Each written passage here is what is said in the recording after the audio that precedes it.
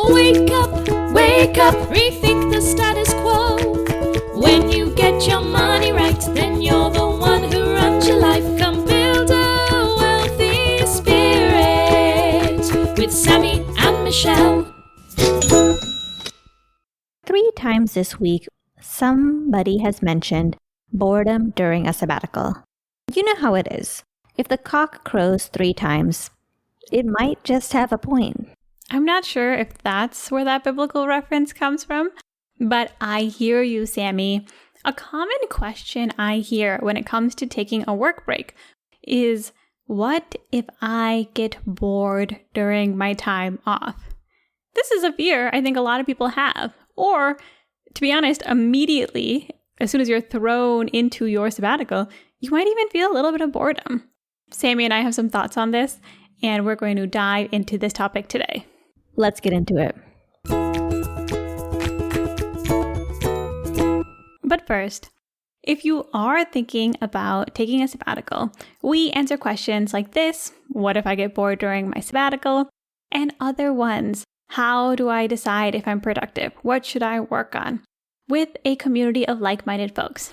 My friend Toby and I, we ran one version of this cohort in April. We had so much success. We had so much fun. We're going to do it again at the end of September. Take a look at our show notes for a link if you're interested, or feel free to reach out if you have any questions. Back to today's topic.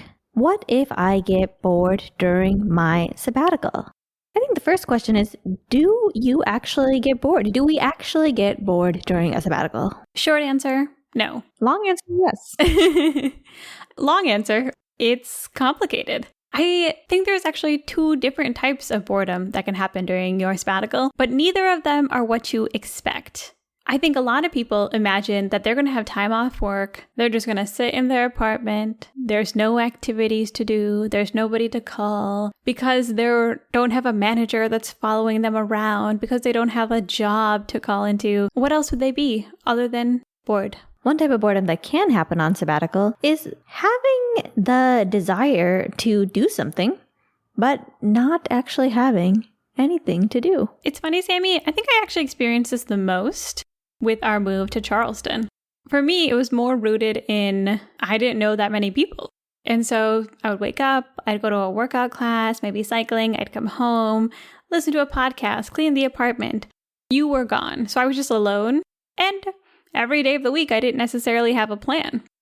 Sometimes I don't want to have a plan. And sometimes I have this energy where I want to go meet people. I want to be around people, but I don't necessarily have anything to do. I completely understand that, Michelle. For me, I would say a lot of my boredom is what I would call boredxiety.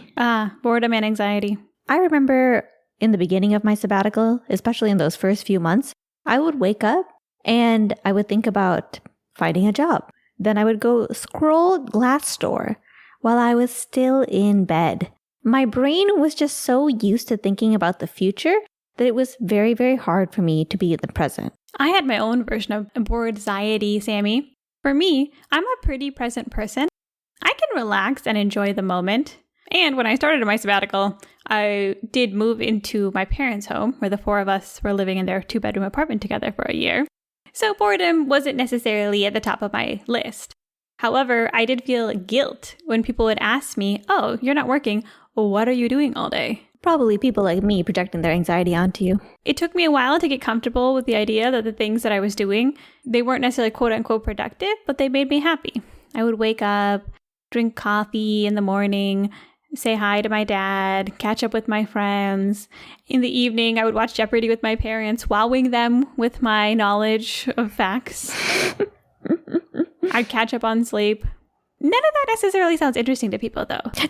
No. That's exciting. Okay, don't let anybody tell you anything else. That was a good day. I enjoyed those days. Despite my jokes, Michelle, I completely get it, especially being on sabbatical now. Whether you're having the boredom that is the desire to do something and having nothing to do, or it's more boredxiety, or it's a combination of both, there are ways to mitigate boredom and address it during the sabbatical. It is a normal and healthy part of a sabbatical, and there's a lot we can do to find balance. I agree, Sammy. Let's look at a few of those things. Number one, my favorite thing. And if you're a doer, if you're somebody who tends to have bored's-iety and think about the future, create a schedule.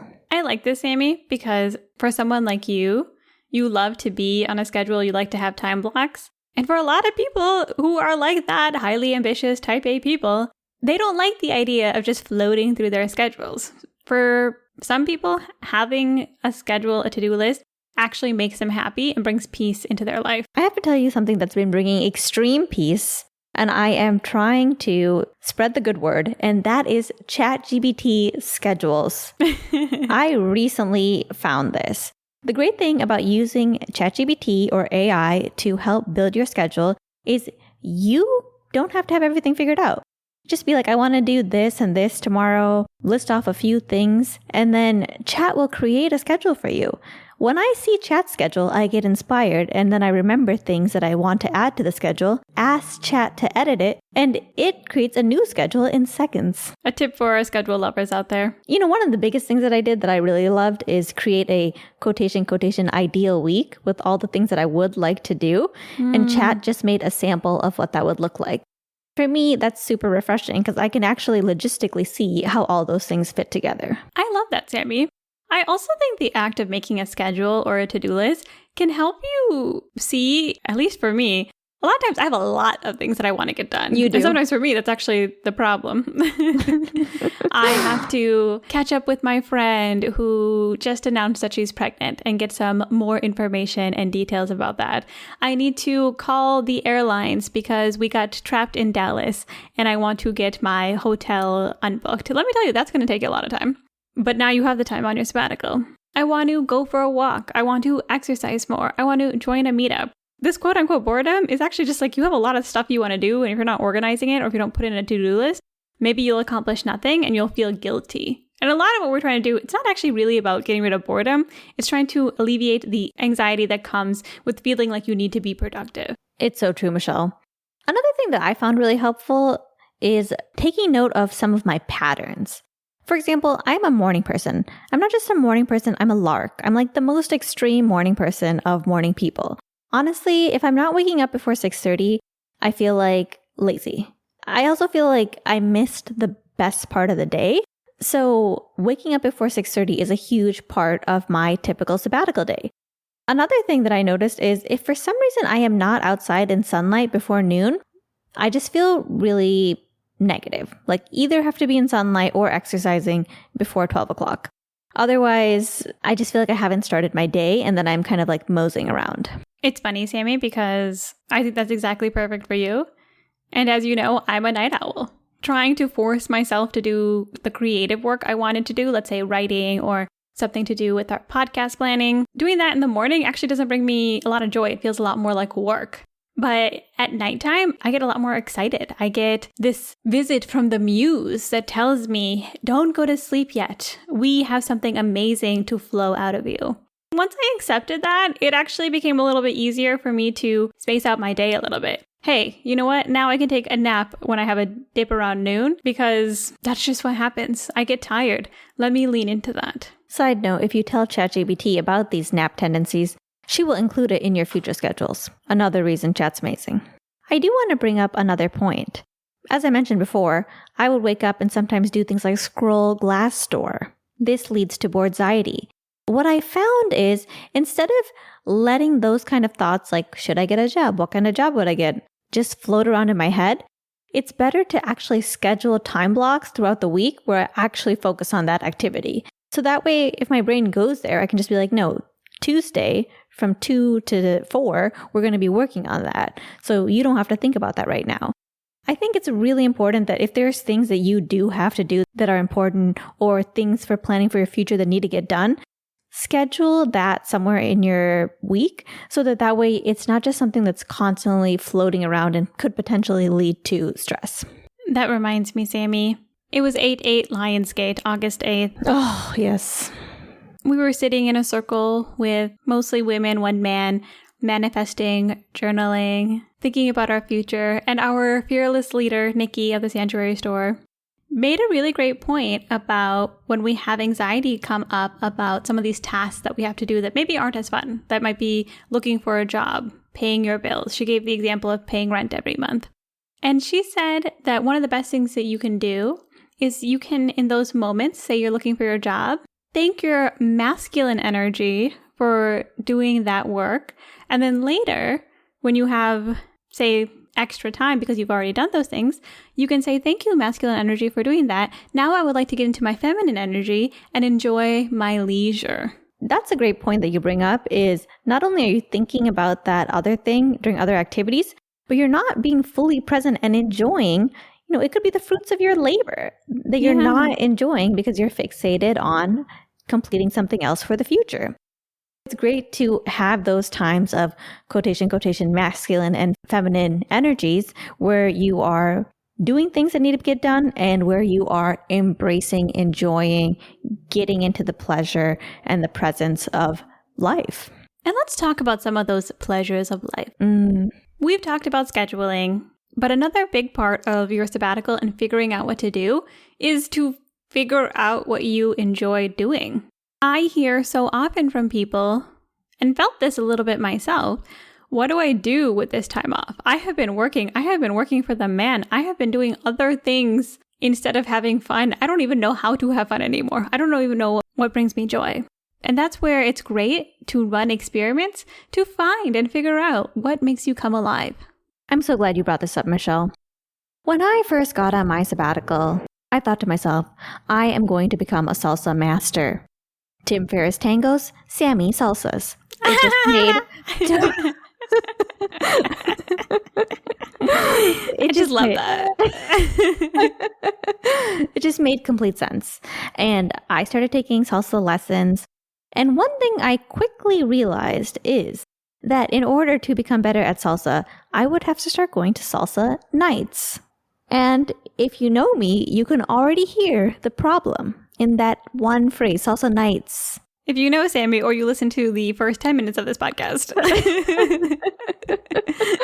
you will know that Sammy is an early bird to the larkiest larky lark. Yes, I do not like staying up late. Occasionally, once in a while, I may want to go dancing, actually like tonight. But otherwise, that's like almost a once a year thing. I'm not going to lie. I just really don't like to stay up late. And to go to salsa nights all the time is going to really throw off my whole schedule. Even the lessons are after 8 o'clock. The truth is, salsa doesn't align with my lifestyle. I found that things like HIIT or CrossFit actually are more my people. Wouldn't have suspected that prior to my sabbatical. If you told me that, I would think you're probably crazy. That's just what aligns with me and what I like to do and when I like to be awake more. I see sunrise salsa in your future. Don't worry.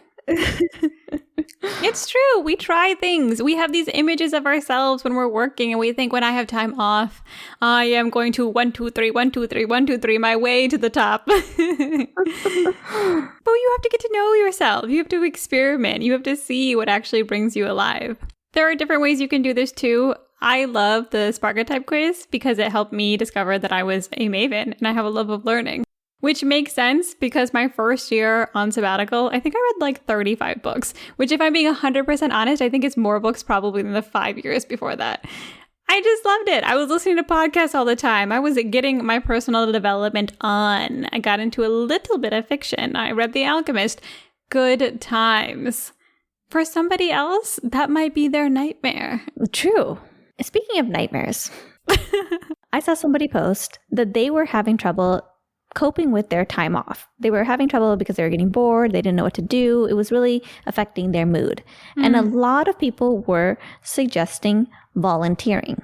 And it triggered me, Michelle. It just triggered me. I don't want to sound rude because I have considered volunteering myself, but it's more because I'm looking for a job at a nonprofit. So I kind of was like, let me sample different nonprofits.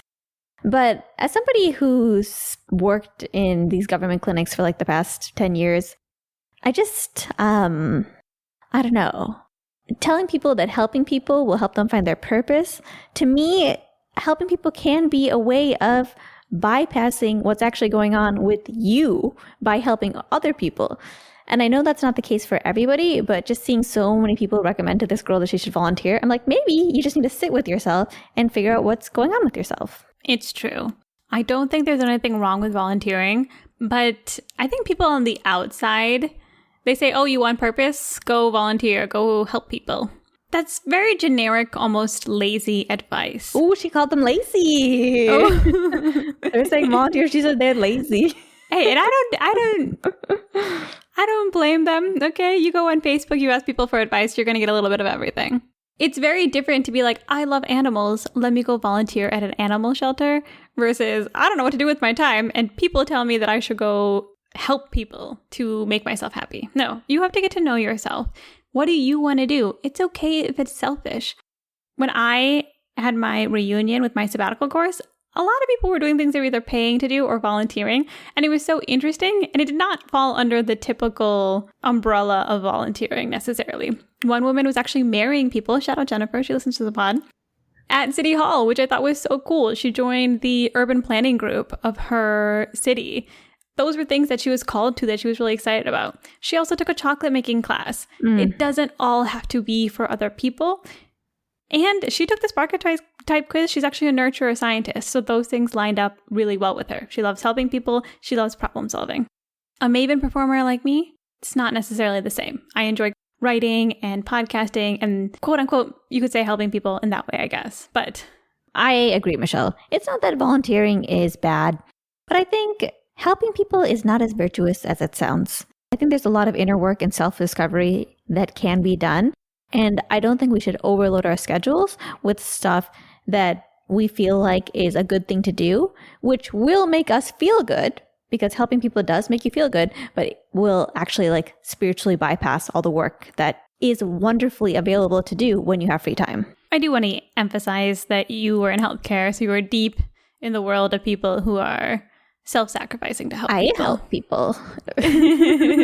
We both help people, as our mom says, when I was in sales. On the flip side, if you're somebody like me and you're doing sales for a software company for the last 6 years, maybe go volunteer. Maybe it'll be nice for one evening to go and help people do things. But know your limits, okay? Let me tell you something. When I went on my sabbatical, Sammy had a lot of suggestions for me for helping all of her patients. Okay, she was, why don't you become the driver in the small town we live in? People need that. They need you to go to Palm Springs for their colonoscopy or whatever. And I was like, yeah, no, thank you. Takeaways for this episode. First, see if your boredom is rooted in, hey, I want to do something, but I have nothing to do, which can be solved by signing up for a class or going to a meetup. Or if it's rooted in something like boredom. I feel guilty because I don't have anything to do. I'm so used to being productive, and that's why I have anxiety around doing nothing. It's good to just take a moment and sit with the boredom if you're actually there in the moment and you're feeling it, and see where it's coming from. Because that will tell you more than trying to pre-plan for it before you even go on your sabbatical. And Michelle, another thing I really want to emphasize is that boredom itself is not bad. Oh my gosh, yes. Boredom is not bad. I sometimes like to joke that leaving your job doesn't solve your problems. It just gives you time to sit with them. It's true. Sometimes people don't love that, but it is true. And it's not a bad thing. When we're bored as a society, we reach for our cell phone. We reach for the television. We reach for the bottle. And because we want to... I was like, baby bottle? Sorry. Yes. We numb our brains and we don't embrace the fact that, hey, I'm bored. I can sit with my thoughts. I can observe myself. I can feel what's going on in my body. Boredom is something we don't get enough of, I think, as a society, especially as a go American society. So boredom is not bad. I think that's such an important thing to emphasize. I completely agree, Michelle. It's interesting because spirituality is my number one value according to my values quiz. We'll link to it in the show notes. It's my favorite. And when I went on sabbatical, I knew I would want to spend a lot of time getting into my spirituality, meditating, listening to spiritual texts, doing a lot of Byron Katie work, undoing my negative thought patterns, going on walks, etc. What I did not know would happen is that I would completely change as a person. I would have a spiritual awakening and my entire paradigm for the world would shift. And so now, when I wake up in the morning, where previously I would have boredxiety, I have a lot of peace. What I found is in these moments where I'd previously have boredxiety or be thinking about what to do next, now I literally just sit there and it's extremely peaceful and blissful. And for me, I feel like I finally got the secret to life. Like, it's just that you don't have to do anything. You just literally just be. And if you can sit and be in bliss in that form, there's nothing you need to do. You can do things. There's nothing you have to add to your life. In fact, the more you remove, the more often you can be in these extended states of bliss. You heard it here first, people. Embrace boredom during your sabbatical and you will become enlightened. Community time! Shoutouts from our community. How can we get bored, Sammy, when we have such a wonderful community? We love to hear from you guys. And we got a great comment, actually pretty related, from Chet on our last episode. He said, the mental hurdles are the hardest, and especially the thoughts that people are going to judge you, when in reality, very few people will know. This is in reference to our episode, How Do I Get the Courage to Quit My Job? Thank you so much for sharing, Chet. If you want to leave us a comment, buildawealthyspirit.com. We'd love to hear your thoughts on any episode, and this one. Have you taken a sabbatical? Did you get bored? Was there a way that you alleviated it or mitigated it? Or did you not get bored? We're curious to hear. buildawealthyspirit.com. And most importantly, be sure to join us next time as we put down the rulebook and we rethink the status quo.